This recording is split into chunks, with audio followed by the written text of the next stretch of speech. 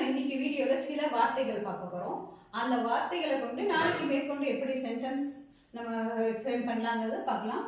இன்னைக்கு பார்த்தீங்கன்னா எக்ஸசைஸ் 1ல எஹாம் இங்கே, வகாம் அங்கே, மேல் இல், பர் மீது மேல், அவுல் மற்றும் மேலும், ஹை இருக்கின்றன, பி கூட இல்லைன்னா ஆல்சோ சொல்லலாம், மேஜ் மேஜை, திவார் சுவர், ஜமீன் தரை, குர்சி சேர்.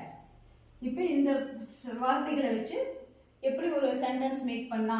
எகாம், வகாம், மேல், பர், அவுர், ஹை, தி, மேஜ், திவார், ஜமீன், குர்சி. இந்த வார்த்தைகளை நீங்கள் படித்து பாருங்கள். உங்களுக்கு படித்து இந்த வார்த்தைகள் படிக்க தெரியலன்னா கமெண்ட் செக்ஷனில் சொல்லுங்கள். இதை வச்சு உங்களால் ஏதாவது வார்த்தைகள் உருவாக்க முடியும்னா நீங்கள் உருவாக்கி எங்களுக்கு சொல்லுங்கள். நாளைக்கு வந்துட்டு பார்த்தீங்கன்னா இந்த வார்த்தைகளை வச்சு நம்ம ஒவ்வொரு வார்த்தைகள் சென்டென்ஸ் அமைக்கிறது பார்க்கலாம். ஃப்ரெண்ட் சென்டென்ஸு சரிங்களா? ஏகாம்